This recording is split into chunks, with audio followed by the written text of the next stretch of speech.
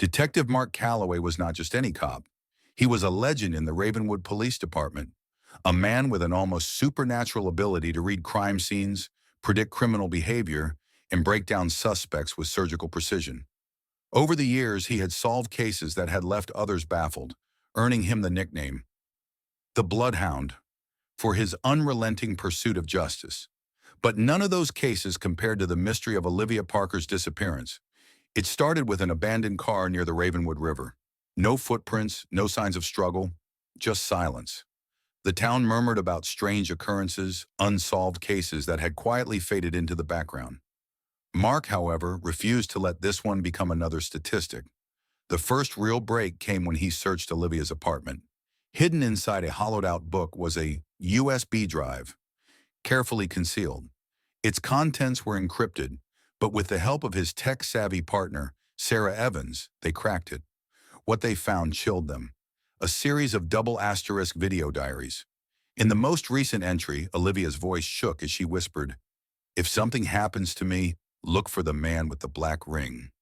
That single clue led them to Victor Langley, a well-connected businessman with a dangerous reputation. When Mark confronted him at a high-end club, Victor was all charm and arrogance, flashing the black onyx ring on his hand as he smirked. "Detective, accusing me without proof.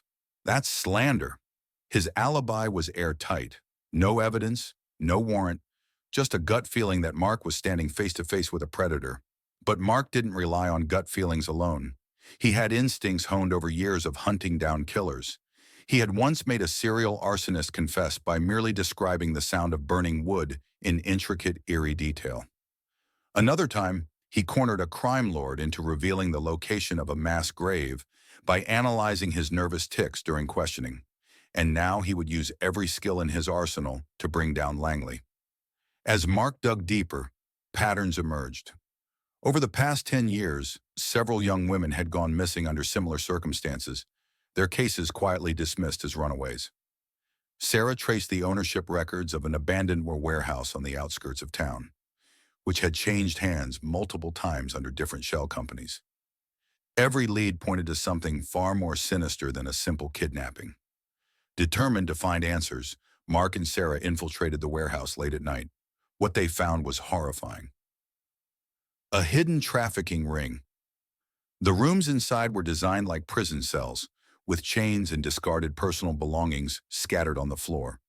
And then, on the security footage, they saw Olivia, alive, being dragged through the corridors by masked men. Suddenly, the lights in the warehouse cut out. A distorted voice echoed through hidden speakers. "Detective Calloway, you should have left this alone.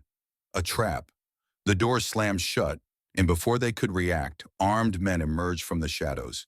A fierce gunfight broke out in the dimly lit corridors. Sarah took a bullet to the shoulder, but they managed to escape, barely alive. Back at headquarters, an internal leak threatened to derail their case. Someone within the force was feeding information to Langley.